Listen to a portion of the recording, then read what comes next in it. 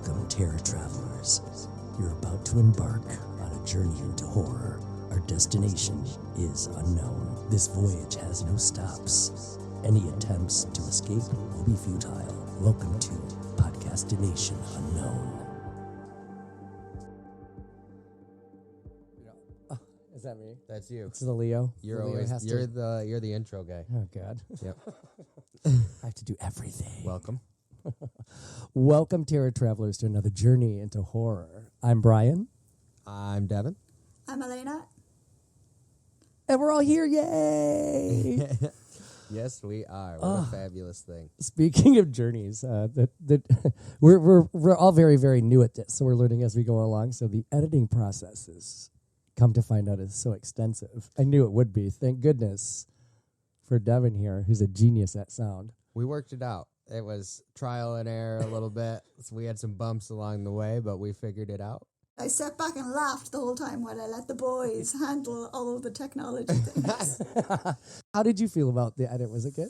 It was so good. I'm not going to toot our own horns, but I think we did a pretty good job. But it's been a week or more since our last recording. So how has everybody been since the last recording?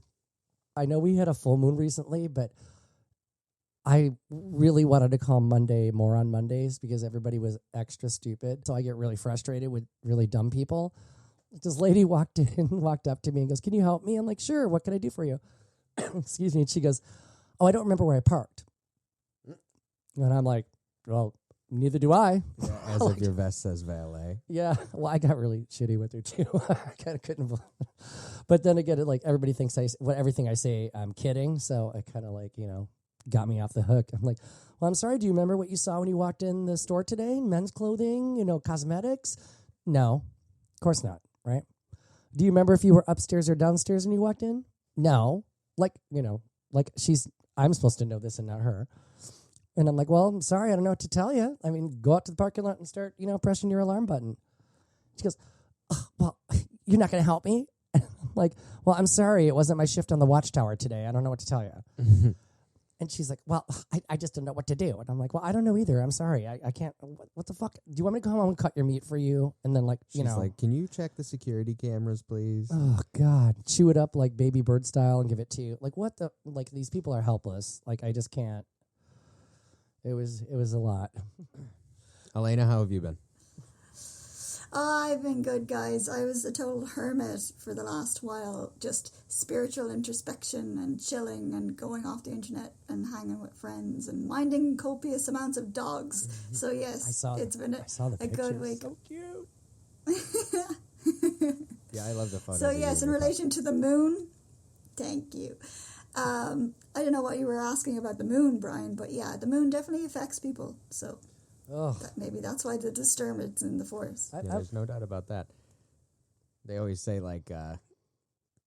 some people don't believe that the moon affects you or whatever, but it can pull the ocean, right? Yeah. And then humans are made out of mostly water, right? Yeah. So it has to definitely have an effect on us. Mucho intellectual. I love it. So I've been doing all right. Things have been a little bit stressful, but not too bad. I've creatively been doing good. Got some more music stuff done. Getting ready for a release there. Feeling really good about all that. It's the best music he's ever put out. I'm very excited. I'm not just about saying that what's because I'm going on biased. there. Obviously did this editing stuff on this first episode for us. Watch yourself, young lady. And obviously I enjoyed doing that as well. So all right. Well, per our last episode, Devin and I still told a story about stumbling across our subject of our podcast today, Baby Oopsie. Baby Oopsie. Yes. The Oscar goes to Baby Oopsie. Yes, Sean Connery is not in this film. No. when we periodically do that, there's a reason why. Do you remember? Anybody remember when John Travolta screwed up Idina Menzel's name and it was all completely crazy? I saw a long time ago Sean Connery presenting at the Oscars, and he made every single name sound like royalty. So he was like, "The nominees are Queen Latifah." That's my favorite one. Oh, because he puts the emphasis on the T. He's like, Queen Latifah for Chicago. And it was just great. So I don't know. It just kind of like everything sounds better with the Sean Connery voice. It just does. It just lends credibility and gravity. So now he gravitas. just narrates everything in our own heads. Yeah. So. And then we'll switch the first initial of the first and last name and screw up the name. Yep, a la that's a John good one. Travolta. Yeah, like Tron Travolta. Yeah, that's a good one. That's a good one. Below Jiden. That's a good one That's too. a good one. Yeah. Yep. Leather hanging camp. That's our favorite. Yep. Leather hanger cap. Anyways, I do like the Johnny Depp one too. Donnie Jepp. That's Donnie a good one. Jepp, Yeah, yep. that's a good one. That's a good conversation to have after a couple edibles. Donald Dump. Well, that's more You than know. appropriate. So, anyways, So again, Devin and I were at Flashback Weekend last year. which is where we met Elena. Yes, the fateful day. Love it. That was so much fun. That was the best birthday ever. Oh.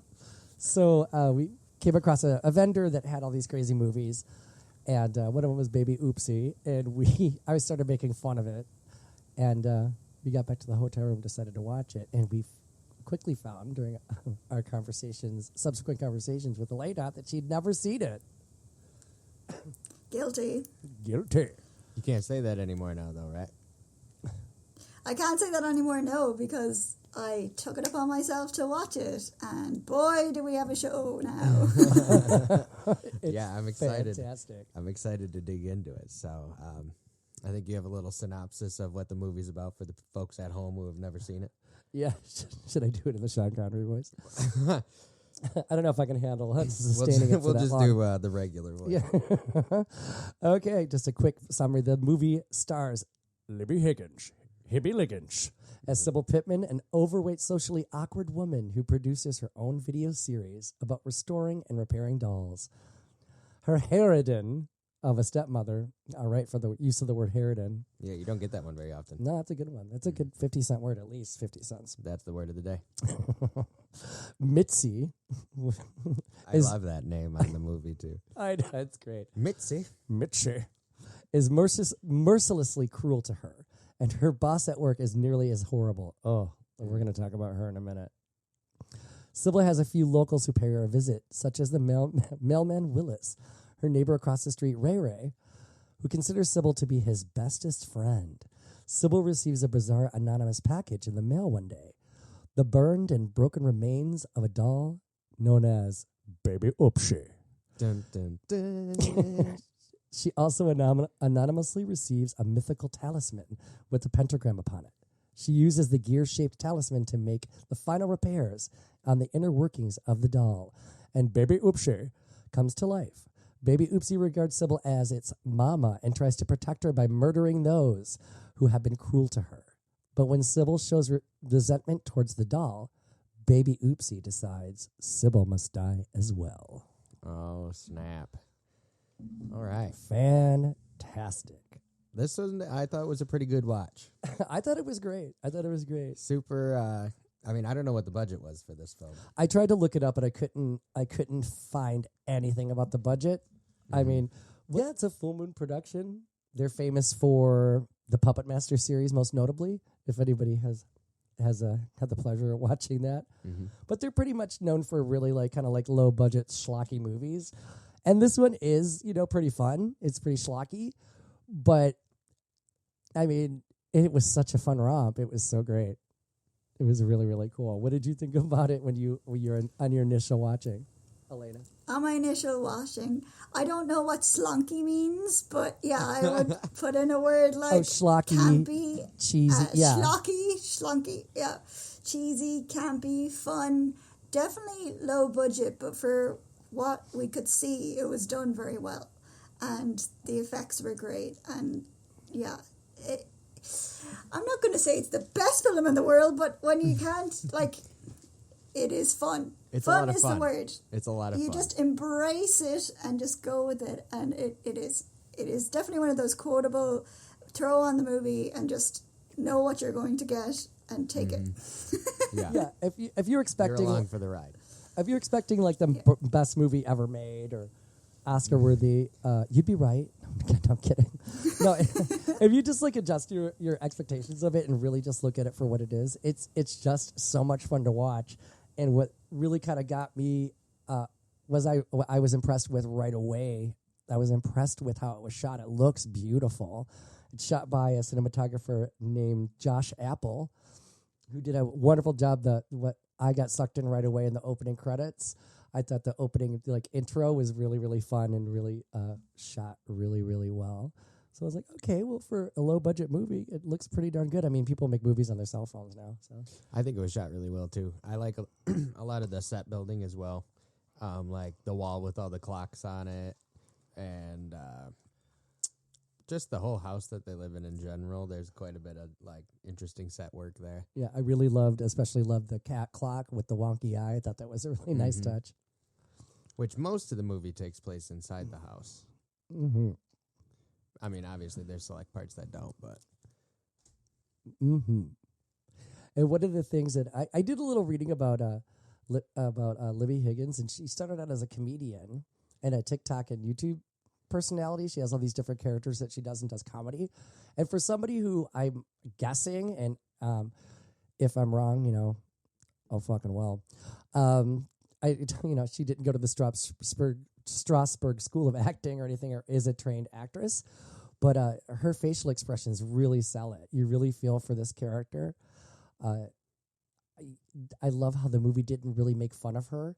mm-hmm. She's a bigger woman. You could tell she's really lonely, doesn't have a lot of friends. Her stepmom Mitzi is a total terror. Her father has passed away. Yep.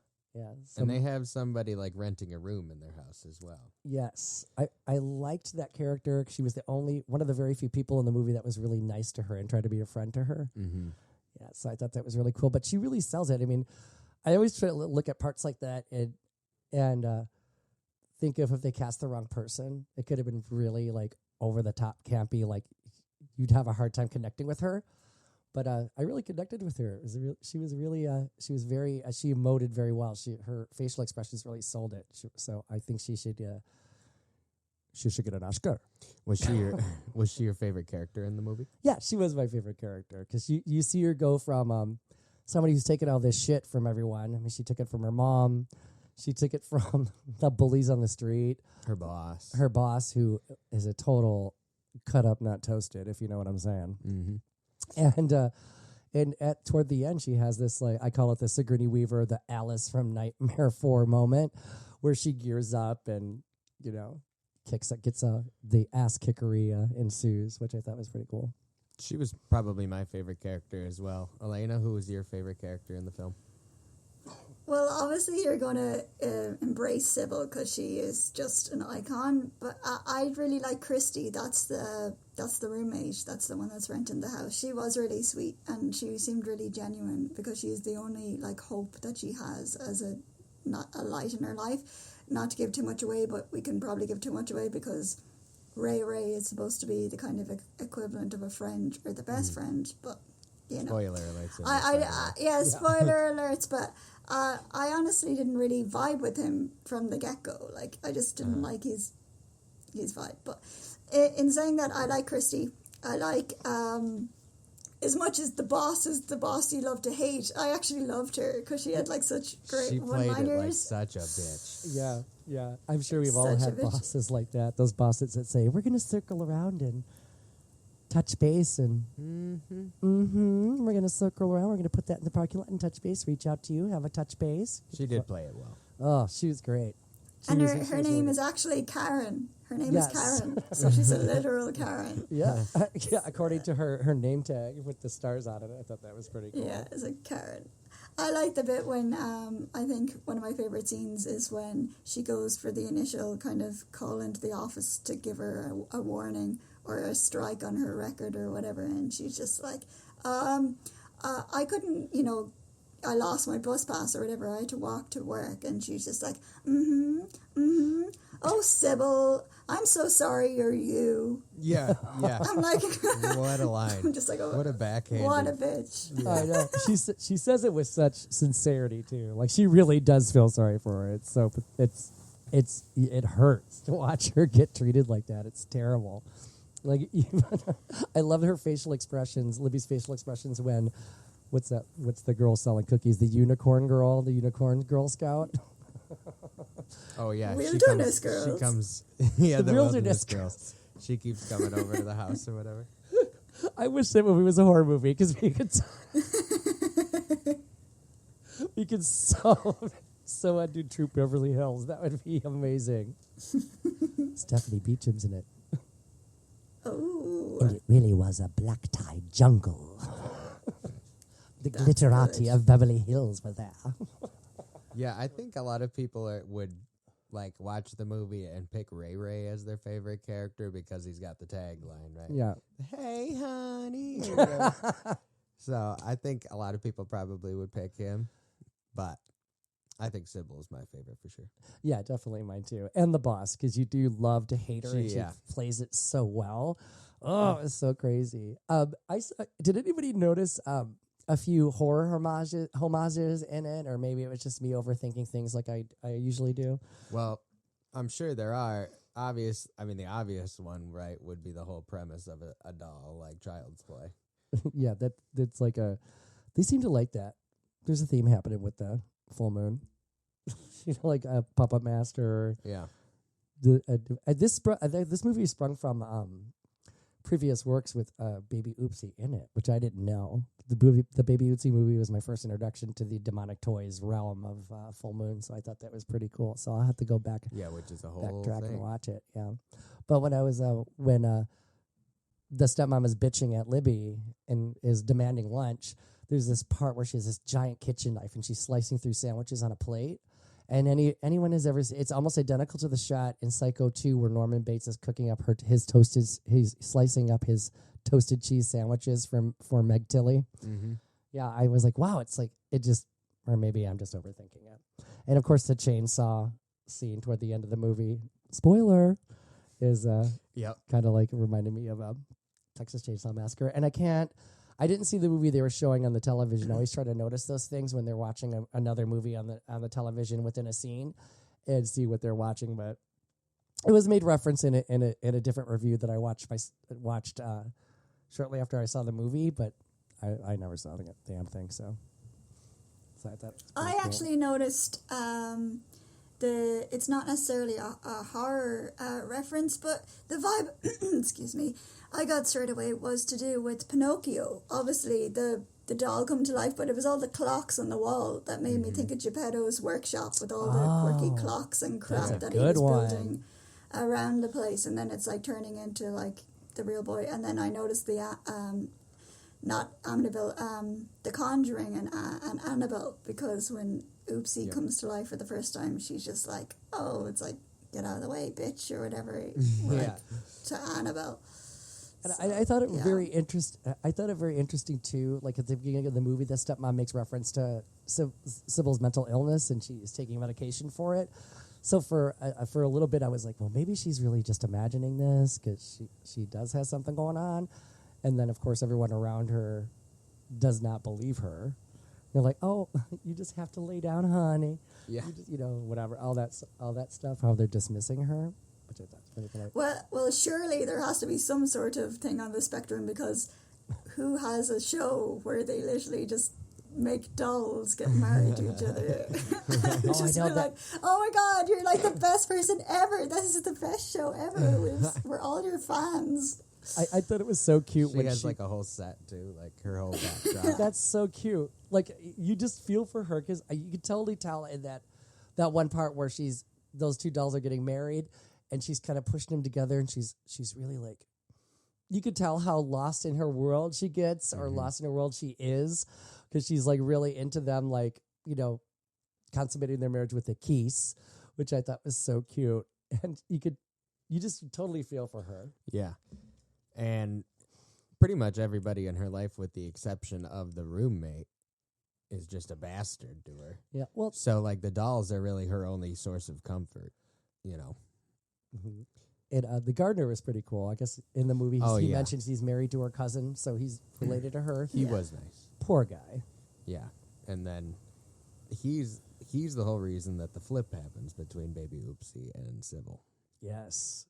But Yeah. we'll get there. We'll get there. Also, my mother's sister, my Aunt Leah. Hi, Aunt Leah. Love you. Shout out to Aunt Leah. Shout out to Leah, Princess Leah. She, the movie reminded me of her. She's been in publications about her doll collection. She has wall-to-wall dolls, and her collection is hundreds of dolls, hundreds. And when they were doing the little montage where they showed the audience of the dolls in Libby's, her doll room, where they like shoot to different faces of the dolls, like they're her audience watching her do all her things, and they're just looking on when the wackiness is happening. That's all I can think of was my Aunt Leah's room with full of dolls. All right, side question for both of you. Do you guys think dolls are scary? No, I feel about dolls the way I feel about clowns. They don't scare me. They just annoy the shit out of me. Like with clowns, like they're always in your face, like, oh, honking their horns and shit or whatever they're doing. And I'm all like, I'll laugh when I'm goddamn good and ready. Just leave me the fuck alone. And dolls are like, in my Filipino grandmother's house, anybody that has a grandparent like this will understand. There's always that room with the really nice furniture in it. Nobody's allowed to sit in, With the end of the furniture has like plastic over it. Yeah, we tried to. We finally got her to stop doing that at some point. And there was a doll named Betsy, and they're actually very famous dolls that would sit in this little red rocking chair, and it was Betsy's chair, and nobody else can sit in it. And I used to pick that doll up by the hair and throw it on the couch and sit in that fucking chair. I'm like, fuck you, Betsy. Wasn't even a comfortable chair. It was the principle of the matter. Yeah, right. Elena, do you think dolls are scary? When I was a kid, I have a distinctive memory of my old wardrobe that used to be right opposite my bed, and my mom had got this one porcelain doll, and it had a really pristine face, but the way it sat on top of the wardrobe, it was the only thing you could see in the middle of the wardrobe, so that freaked me out at nighttime because the moonlight shone off her face. That's the one image from a kid. Now, no. I mean, I love clowns. I love all that stuff. I used to always go to the circus and, be from the acting aesthetic. But, as a kid, that one doll creeped me out so much that I actually took it off the top of my wardrobe and threw it up in the attic, and she eventually gave it away. You're like, this is I don't know where I got it. Yeah, I don't know where I got that actual fear, because I doubt I was watching anything so sinister at that age. It just looked wrong. There's it probably has to play into the uncanny valley and things like that, where something looks human but it's not, and the brain recognizes that, and it just has that, it just makes it creepy. I mean, I don't think she's watching me. Yeah, exactly. Like, what are you looking dead porcelain eyes. But I don't think dolls are scary, but no, I definitely see how they can be unnerving. I did get really disturbed by those movies with the possessed, ventriloquist dummies, like Anthony Hopkins in Magic. Did you ever see that one? That's great. That's such a good film. Fantastic. I just recently watched it. I remember seeing it a long time ago, and then I just revisited it recently, and it was just fantastic. Now that scares me. That's the same kind of theme of this. I mean, if a doll came to life and started murdering people, that would be scary. Yeah. But well, this was more it was in the guy's ear and was having him do these things. Mm-hmm. I don't know, maybe. But let's go back to Ray Ray for a second, because I know that you mentioned you mentioned that it seemed like, how sometimes you'll watch movies and you can tell they're really trying to force a tagline or force a trailer line or something like that. I felt like that the Ray Ray character, who was hilarious, don't get me wrong, it was great and he was fantastic. But he was there for comic relief, basically, which worked really, really well. But I just felt like there were so many different lines that made me laugh more, really hooked me more. Oh, yeah. It's not the best line in the movie, but they had to give him something, to make him a memorable character, because he does play a very big part in the ultimate storyline. Oh, yeah. Yeah, I was going to talk about the ending too, but I'm like, because that kind of confused me, actually. Did it confuse anybody else? The ending? Yeah. I mean, it was weird, for sure. When are you talking about when she walks into his house, that part? Yeah. And then he's got the robe, and he's like... Well, no, I got that part, but... Oh, when they are doing their little show at the end? Yeah, And I'm Baby Oopsie. That Yeah, one. and they're all like laughing at the end, intent on world conquest. In my mind, that was Sybil being like, well, fuck me, when she saw Ray like being all like demonic and shit. She's like, watch yourself, young lady. She's like, if you can't beat him, join him, right? Yeah, I don't know. I saw someone theorize it. He put a demonic spell on her, so now she's possessed as well. So she's kind of on board. That's possible, I guess. What do you think? Yeah, I kind of thought that as well, that he kind of like, she probably tried to retaliate and then something happened. But it was kind of more like, yeah, if you can't go against them, be with them kind of thing. And there's no point in fighting because the forces are too strong. Or else she's just covering her own ass just in case he goes after her. So she's just only feigning to pretend to be, I don't know, trustworthy. I'm the one out of the two of you guys who didn't particularly like Ray. Like, I just found him annoying. Like, I was, I don't like it's his like his accent is great fun. I got all that. I just every time he just popped up, I was like, oh no, not you. I was like, I think though he's partially supposed to be that character. You know, because she was. Yeah, Libby's character was like pissed off. she felt was the same completely way annoyed. about him. Yeah. I don't know if he annoyed me. He just kind of was just kind of like, eh. You know what I mean? It was just like, oh, he was okay. Well, he did have one of my favorite moments, though, as far as favorite line goes, where she's trying to convince him that the doll has come alive and now it's killing people. He goes, oh, bless your heart. You know, and he's just like, And that made me laugh a lot. yeah, even though he knew. Yes. spoilers. I'm telling you. So what was your favorite kill scene? Favorite kill scene? Elena, you go first. Okay, my favorite kill scene. It's kind of a toss between the boss, Karen, or I actually really like the bathtub one with Christy as well, because that was just like unexpected. Like the lightning and everything, even though it wasn't like amazing, it just it just impacted me. I was like, yeah, that was cool. Yeah, I'm probably going to end up listing them all because they all had great qualities. But I think Mitzi probably stood out the most to me because she chops off her nose and just like, here's your nose job, and that looked really cool.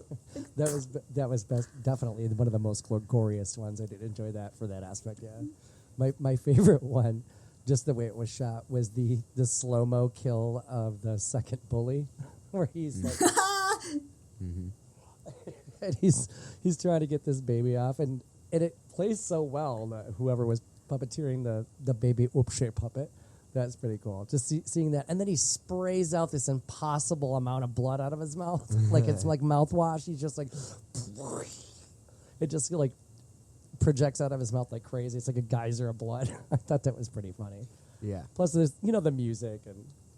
The music and the slow-mo made it pretty epic for me, but watching the boss die was pretty good. One of my favorite moments in the movie is when Baby Oopsie takes a piss on her desk and she doesn't notice it. The doll's there until the piss hits her arm. Yeah. That's pretty fun. I think my favorite one was probably Mitzi. That was a pretty good one. I like the lead up to the kill as well, because it's like, and this might be in the homage as well, where it's, through the killer's perspective. Yeah. Kind of like the first Friday the 13th and so many others. Yeah, I was thinking about Cat's Eye with Drew Barrymore, the final scene with the troll. That's what it reminded me of, because Baby Oopsie is going under the bed and whatnot. Well, yeah, Mitzi's death was probably the most deserved next to Karen. That was pretty funny. I do, yeah, the boss was a good one. I think I like the boss one, though, just because she was so fun to hate, and you just, enjoy watching her die, Yeah, that was pretty cool. That actress. And speaking of music, sorry, Brian. I was going to say, speaking of music, what you just said that popped into my head. The music is so good for tension scenes. It's like when you think they're giving out to her or whatever, and then it's like she just snaps into the oh shit. It's like they're yelling at me, and it's like just simple violin going. You're just like, yeah, right. Loved it.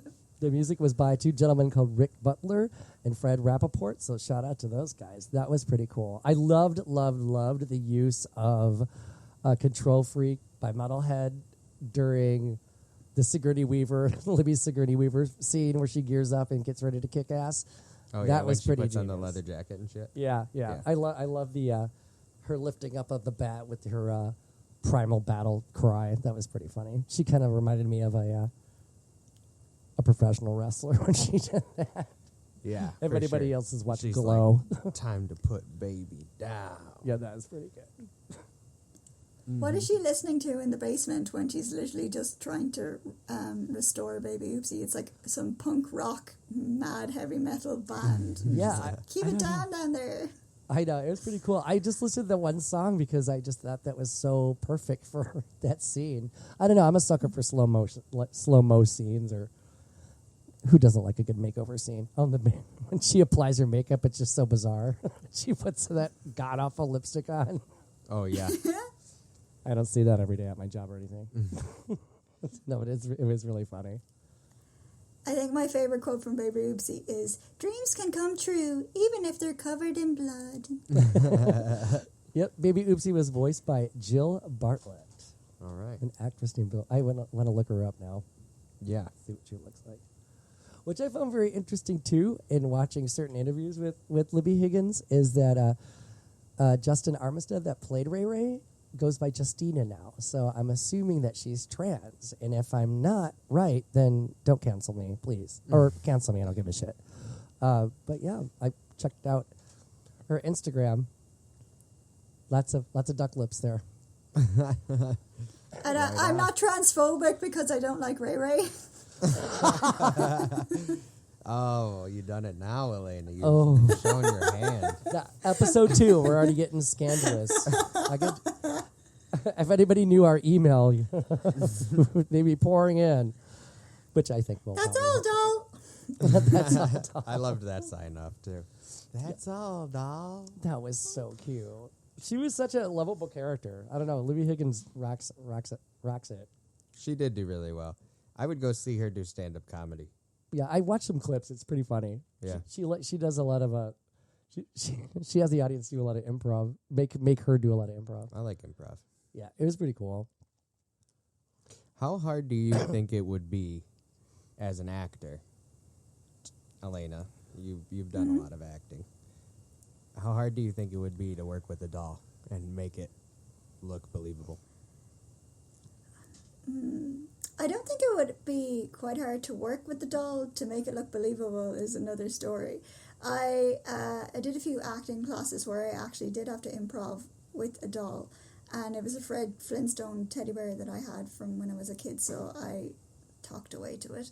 Again, it's like, I think it would be really, there's two vibes that I'm getting. It's like you're so conscious of the people watching you, but then you can just throw it all into the doll, so it's not as scary. But yeah, I do commend them all, because it's like you just have to be your childlike self and believe it. Once you believe it, then it's like, yeah, no, it is something I would like to do in the future, actually, now that you brought that up. Okay, so the next movie we're all going to do. That's kind of a callback to Christina Elise acting with the Chucky doll. Right, because I think I've seen Christine Elise in interviews say that it was like a little difficult. I guess after every take, she said she laughed a lot when after they said cut, because she, in the back of her mind, she goes, "This probably looks ridiculous, but it'll translate well on film or whatever." Right. But I don't know. Anybody else see any other movies about possessed dolls besides Child's Play or Magic? There was another one Or too. Annabelle. Yeah, there was another one too. Dead Silence or something. That was another Dead Silence ventriloquist. is really good. Yeah, I really haven't like seen Dead that in Silence. so long. I'm going to reference Goosebumps. Goosebumps. Yeah, not the actual films with Jack Black, the TV show back in the 90s. I never Slappy watched the it. Dummy. Yeah, Slappy Oh, the Dummy yeah, was I the know first exactly what you're talking ventriloquist about. dummy, and he has the proper ventriloquist mouth and the green smoke coming out of him when he came to life. He was my first kind of introduction to a ventriloquist dummy, per se. But yeah, you've named all the major doll ones, unless you count Doll Man. Oh, I've got one. My first cinematic experience with a possessed doll was the trilogy of terror with Karen Black That's what I was trying to reference. with that little tribal. The trilogy of terror. That one. Yeah, that's Oh, what I was that trying to reference. Okay, no, I'm not gonna lie. That one scared the shit out of me too. But of course, I was like a child. But it was really good. And you gotta love Karen Black, man. She's the bomb. Yeah, the other stories in that are pretty decent too. Yeah, she played. Is that the one with Joan Collins in the tree? No, that No. that was a shit. Was it Tales? It was a Tales from the Crypt or something where there was the Santa Claus. Yeah. With Joan Collins. The darling. trilogy of terror. The first one was like the babysitter or something, right? No, it was a teacher. Teacher. It was a teacher that seduced her student or Yeah, something. And the second one where she plays two different people, but it turns out it was the same person that had the, split personality kind of thing. And they couldn't have been more different. She was pretty cool. I liked her as the prissy one better. And then she did a great job. And then, of course, the last one was the crowning glory with the African tribal doll And with that's the the magic one that everyone necklace. remembers. Yeah, of course, that's the one that everyone remembers. I can't forget the look of Karen Black squatting on the kitchen floor, stabbing it with a knife with those big false teeth hanging out of her mouth. That was pretty terrifying. For sure. I have to look up that one now with Joan Collins because I know she's in the one with Santa Claus, but there's a totally different one where she just becomes obsessed with this tree stump and like puts it in the house, and the husband's like, "It's me or the tree," like, and then the last scene is her in bed with the fucking tree. Yeah, she's getting That sounds wild. She's getting a piece of wood, darling. Yeah. I don't need you, Blake. Sorry, That's Dynasty. So how would you rate the movie, Elena? Are we rating it out of 5 or out of 10? Let's do it out of 10 because everybody Out of does 10? 5. Okay, we'll do 10s. I give it a Okay. solid. I give it a solid. Go ahead, Elena. No, I'm going to say, well, like, okay, on premise or on how am I going to choose this accurately? Like, if you're looking for Oscar-worthy stuff, then it wouldn't be 10. But if you're looking for a good time and having great crack and just enjoying it and going on the ride, like Devin said, I would give it a solid 6.5, 7. Yeah, I agree. I was going to give it a 7.5. It's a good time. It's a good romp. And just to reiterate, Elena's not talking about drugs. Today. Yeah, it has been a rough last couple days, but I think 6.5, 7 is pretty fair. I think it's a lot of fun. You're gonna have a good time watching it for sure. Like you said, if you're going into it looking for something that's gonna change the way you look at like films, well, it might. But it's a good time for sure. So I think that's a fair rating for it. yeah, I think it was great. I would love to talk about Madeline Ash. Just kidding. I would love to talk about. Stop it! I would love to talk about Libby's wig. That wig was fabulous. Oh yeah, yeah. She wore that wig. I bet you half the budget was on that wig alone. Probably. Because it was fantastic. It was good. She looks good with bangs. Someone should let her know. Yeah, she. I did enjoy the wig. I enjoyed her whole character. I enjoyed when she put on the leather jacket. I enjoyed her before that because she does have quite a transformation in the film. Yeah, I love it. It's like her Alice Johnson. And what you were saying about her Johnson's lipstick, transformation. like being all over the place and stuff. Yeah, I was just thinking about it. And it's like, well, she probably was never the person to wear makeup before that scene, right? So maybe she never put on lipstick in her life. At the end, her mascara's all running down her face, and she's like, hobbling down the street to go to Ray Ray's house to confront Ray Ray. I thought that was pretty cool. And that poor Yeah, 'cause- mailman. well, the mailman drops the bomb, right? Yeah. Oh, I don't know why he didn't just walk him over here himself. And he was so obviously in love with her. Dun, dun, dun. Yeah, he wanted to possess Libby. Well, all the packages I've been giving you have been coming from Ray Ray's house. No, well, okay then. Oh my God, that poor guy. There was quite a few people that were really nice to Libby that kind of got the short end of the stick. Well, yeah, the gardener, like we were saying earlier, that was the whole reason that the switch with Baby Oopsie and Libby happened was because, well, Sybil, I should say, not Libby, because Baby Oopsie was like, bitch, we're killing that guy right the fuck now. And then Sybil's like, no, you said we'd only kill the bad ones, right? And Baby Oopsie's like, I don't give a fuck. It's like, I don't care. He's next, loser. Yeah, right. So then they have like a whole back and forth. I love how the weapon that gave Sybil her victory was some oven cleaner. I thought that was pretty clever. What were you gonna say, Elena? I was going to say there was one scene that I forgot to mention because I just thought it was so completely random, was with Mitzi and the fact that Christy and her boyfriend Teddy didn't care that Sybil was like watching them having sex in the sitting room. I was thinking And about then that too.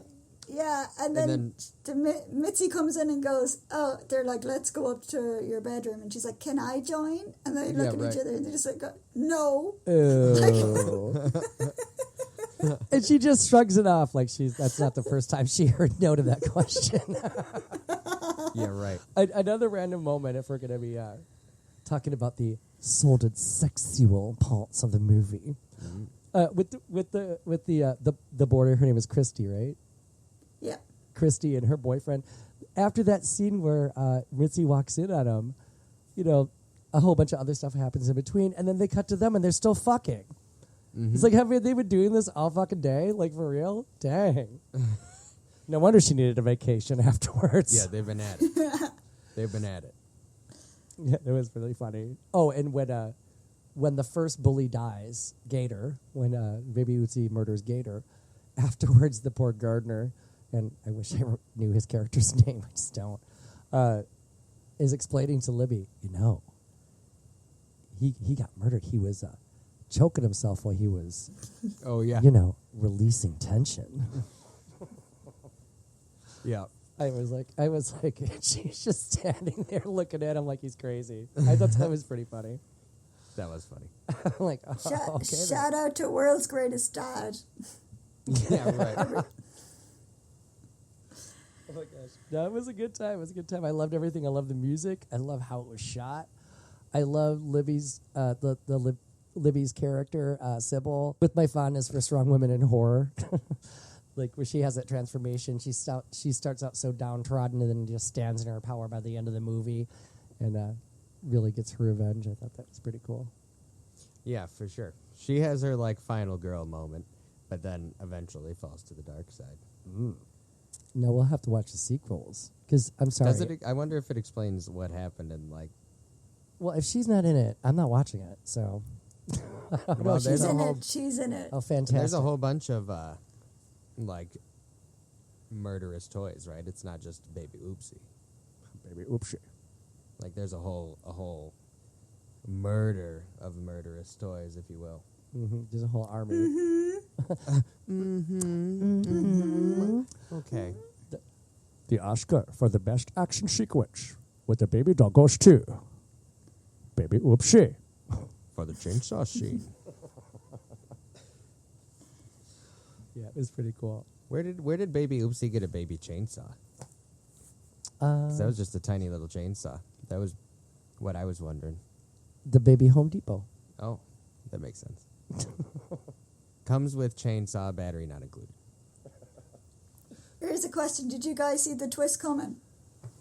The Hootie Wuddy? With Ray Ray? Did you see the twist coming? I honestly didn't see that twist coming. I don't know if it was I wasn't really trying to figure that out yet, or that character honestly wasn't somebody that was kind of with me that much during watching the movie. I mean, I did enjoy Ray Ray, super funny character. I just was. You're more coming to my side now. Now you're admitting that you don't like Ray Ray. Well, I'm almost to like I'm almost like and of course I'm going to bring him up. Of course I'm kind of on the Mark Patton side of that. Like obviously it's not really said, but you interpret Ray Ray as a gay character, and to have a gay character just to have a gay character is kind of like to me. Like let's give him something else to do. It's not really said in it, so maybe I shouldn't even go there. They gave him something else to do. He's a demonic gay character. See, I thought he was campy, and that's why I was confused, because, like you, I assumed he was gay, but then I thought he was actually trying to be her boyfriend, because he was giving her all these presents. So I just thought he was a very effeminate boyfriend. So I think he just has, because he has his whole, mission going on with these evil toys, right? And I think he just really appreciates how Sybil can fix dolls and toys. So he's he thinks that she's a very good ally to have. Yeah, he's using her to achieve his end goal of having, what do they call it? A tardy army of terror.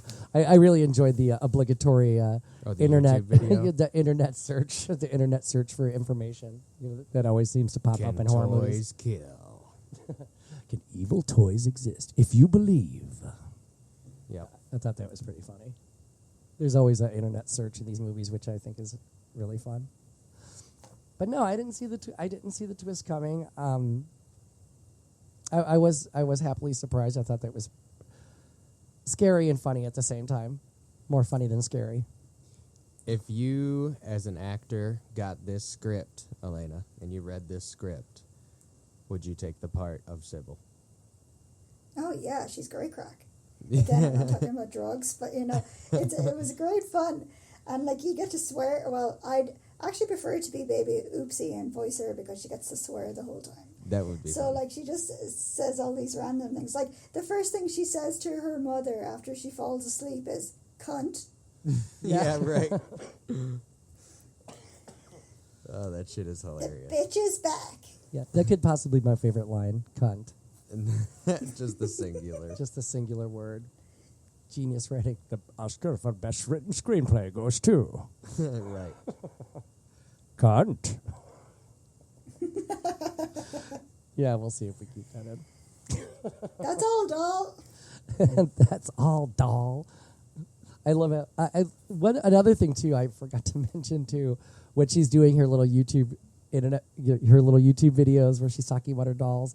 She's so in the beginning, she's very kind of shy and meek, and she seems a little nervous while she's doing it. And by the end, where she pairs up with Ray Ray, she's like super confident. And there's this one part before that where she's like, yeah, Baby Oopsie's just full of surprises. I completed the repairs on this wonderful doll, and she's sitting there with a cigarette, just hanging out, being cool. Got this little head bob going. So it's kind of fun to see her, gain her confidence and all that stuff. So I thought that was pretty. That also might cute. point to that she has like some type of spell on her, though, because that's not naturally how her character is. Right. Even though she did have that whole character arc where she became a badass. Her WWF war crime. Yeah, right. I thought that was pretty fun. We'll just have to watch the sequel and see, won't we? Yeah, we have to see. We will. We're going to have to see what happens. What do you think the moral of the story is? I don't know if a Baby Oopsie's that deep. There's a moral to every story. What would you take from it? The moral of the story is your dreams can come true even if they're covered in blood. I like that. I think that's a good one. For me, the moral of the story is cunt. Yep. Yeah. I think the moral of the story for me is if you get a satanic gear, don't put it into a baby that can then come to life and murder everybody. That's another thing. I love how she gets it in the mail, and it looks like a pendant. It looks like a satanic pendant. But how does it cross her mind that, oh, this is a doll part? Let's just put it in a doll. Because all she's ever thinking about is dolls. Oh, well, that clears it all up for me. If somebody sent me something in Thank the mail, you. though, with like the pentagram on it and stuff, I'd be like, this thing, I don't know, where'd this come from now?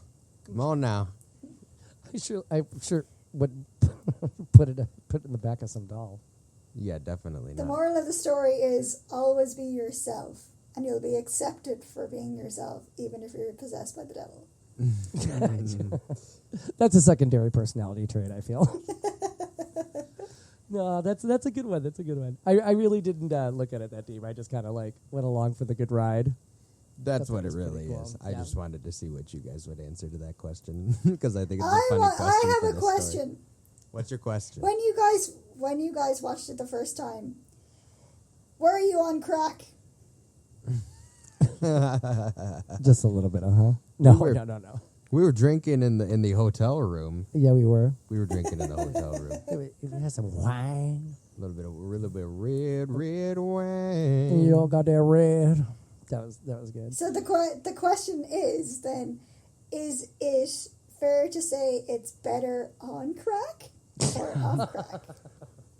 I personally do not have experience with the crackdom. There are some people I can call that would Don't look at me when you Not say you, that. not you. Jeez Louise.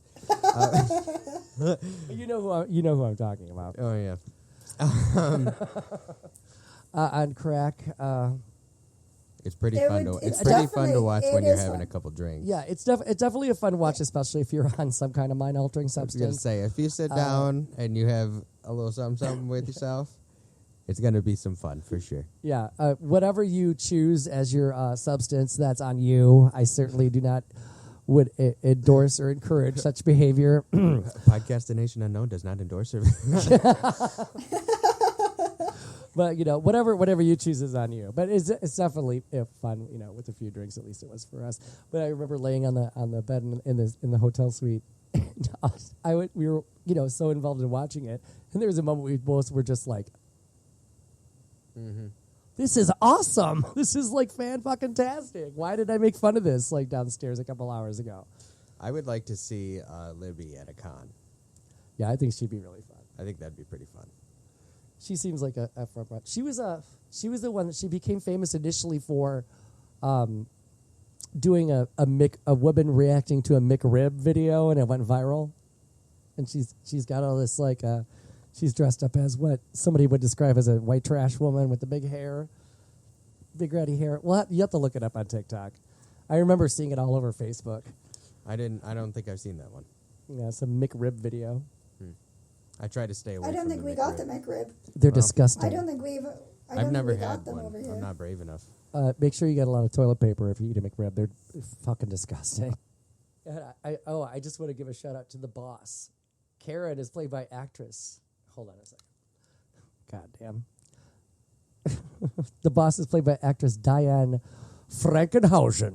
What a name. I love it. That is a good name. That's a great name. Damn, I want to change mine now. Yeah. Frankenhausen.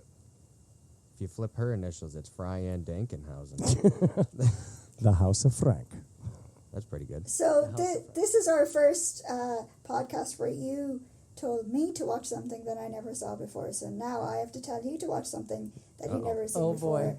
And Flip-flop. Mike, I want you to watch Darby O'Gill and the Little People What because is Sean it? Connery's in it. So Oh, Darby O'Gill and the Little People because it does have Darby- a horror aspect because there's a banshee in it. So she's scary, so it counts. okay, so it counts. That's very Irish too, Banshee. Yes, it is. Very much so. And it has leprechauns. So yes. All right, all right.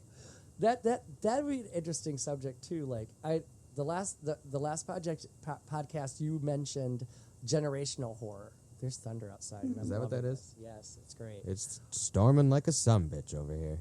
They call me Storm. Anyway, sorry. Go ahead. But I'm sure there's American horror movies that are only popular in America. And is there Irish horror movies that are really famous out there but doesn't really get play outside of your country? That'd be kind of interesting. Honestly, you throwing that out into the universe is something that I'm already working on because Irish horror isn't very, very common. So my own script, shameless publication, is trying to incorporate Irish folklore in a justified way that isn't all, inaccurate. I can't wait to see this. That would be amazing. Well, you'll have to write an American visitor that has no idea what the fuck's going on because That's in my script. that would not require any acting for either of us. That is. Are you that is serious? that is in my script. Okay, we're having this Vulcan mind melt thing happening, and it's fantastic. Yeah, it's psychic. I like That's it. what it is. That's crazy. I can't wait to see your script. Yeah, no, I don't want to say it too loud because I don't want people to steal it. So, Right. Well, I don't blame know you. it I in. don't blame you. I know I've it been in. there too many times with music where people steal my It shit. just happened, for God's sake. It just Oh happened. my Some God. fucker on TikTok or whatever. Ay, ay, ay. Stole a couple. Very, very, very strikingly similar lyrics to one of the songs he's going to come out with, which I think is going to be huge. I think it's a great song. there is a lot of Irish folklore, but there isn't a lot of Irish horror movies that, as you said, would be playing on the TV to just be an Irish horror movie. Now, in saying that, in the last 10 years, there has been a few, but they wouldn't be cult classics enough to be going on the TV and only played over here kind of thing. So. That's a shame. Like when I was watching the third In Search of Darkness documentary, which my name was in the credits, and I couldn't have been prouder. Of course, me and 500 other people, but it was kind of cool to see my name in it. Absolutely. They were talking about, I'm half Filipino, so there was a lot of Filipino guests on there when they had their big section on Asian horror. They were talking about that, and there's a lot of Filipino folklore. They have it kind of stretches through all countries. Like every country has their own version of a ghost. Like Asians have the ghost girl in the white dress. Americans have the lady in white. La Llorona. La Llorona. Yep. Madre de 7 Dios. days. Yeah, 7 yep. days. 7 days. See, I'm telling you, I just watched that last night. Well, that's commitment because I had only made it 6 apparently before Yeah. I lost my shit. So. I just watched it last night. Yep. So you have to watch So I'm Dario on Gil day and the one. Little People. So the next film we're going to review, just for the crack, is Dario Gil and the Little People. So All right, I want to I'm know ready what you for guys it. think of it. You have Starring to, and you have Con to. Honoré. And Do you know what and year I it give came you- out? I would say the early 90s, or I could be completely wrong, and it's probably like 1960 something. I'll have to check it. That's when I saw it, in the early 90s, because I was a child.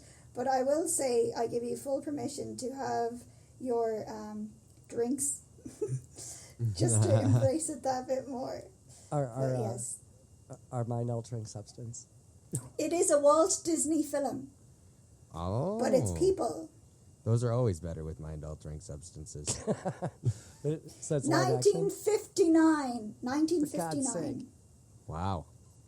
That's not the early 90s. No, it is not. Elena was watching it in the early 90s. Wow, I didn't know Sean Connery was doing acting in the 50s. Oh, yeah. And I'm pretty sure he had his toupee in that Hi, film Katie. as well. Oh, look at there's going to be hell to pay. What?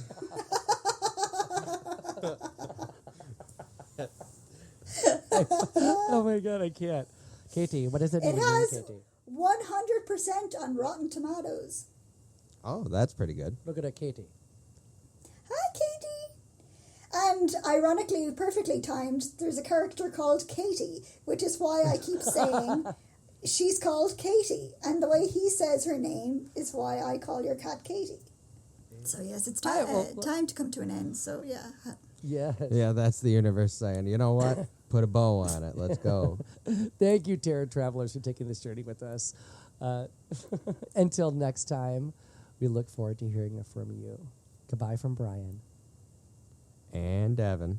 And Elena. Thank you, guys. Thank you, Elena. Thank you, Bye, guys. honey.